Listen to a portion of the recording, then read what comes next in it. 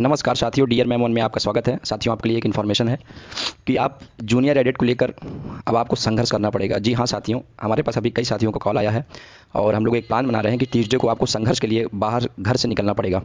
साथियों, कई साथी ऐसे भी हैं जो केवल वर्चुअल चैटिंग करते हैं और फिजिकली वो धरने में अपना असमर्थता जता देते हैं। तो उन साथियों से भी निवेदन है कि इस बार आप संघर्ष करने के लिए आगे आएँ, बाहर निकलिए, क्योंकि अगर आप बाहर नहीं निकलेंगे तो जूनियर एडिट की भर्ती की प्रक्रियाओं के बारे में आप चर्चा करना आज से ही बंद कर दीजिए। जी हाँ, आपको मेरे बातों का थोड़ा सा खराब लग सकता है, परंतु अब आपको संघर्ष करने के लिए आगे आना पड़ेगा।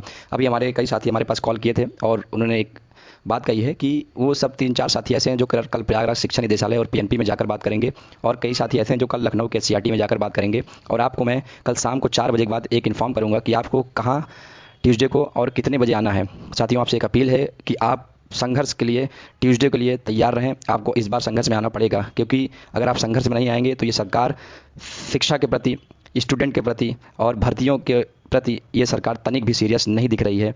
और हम सबको अब आगे आना पड़ेगा, तभी ये भर्ती जाके क्लियर हो सकती है। नहीं तो आपको पता है जैसा कि जनवरी के सेकेंड वीक में आचार संहिता जो यूपी में कभी भी लग सकता है, तो इसके बाद हम लोग कुछ भी नहीं कर पाएंगे। और एक हम लोग के पास जो एग्ज़ाम क्लियर करने के बाद भी अगर नौकरी नहीं लगी तो इससे बड़ा दुर्भाग्य हम सबके लिए कुछ भी नहीं है।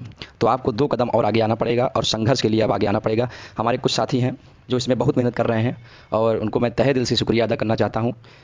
भर्ती क्लियर हो जाए, यही ईश्वर से कामना करता हूँ।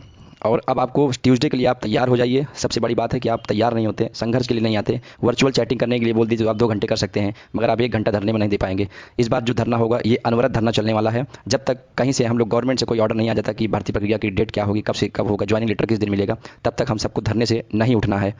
और शायद बेसिक शिक्षा मंत्री जिस पद पर बैठे हुए हैं उनसे ऊंचा पद अभी इस समय नहीं है, बेसिक शिक्षा मंत्री, जिन्होंने स्वयं ट्वीट करके बताया कि 30 दिसंबर से ये जूनियर एडिट की भर्ती प्रक्रिया शुरू किया जाएगा। और शायद जब बेसिक शिक्षा मंत्री जी ये ट्वीट करके और ये 30 दिसंबर से जूनियर एडिट की भर्ती प्रक्रिया नहीं शुरू हो पाई, तो जो हम लोग शिक्षा निदेशालय में जाके किसी ऑफिसर से बात करते हैं, लखनऊ के सीआरटी में जाकर किसी ऑफिसर से बात करते हैं, शायद उनकी भी कोई गलती नहीं है।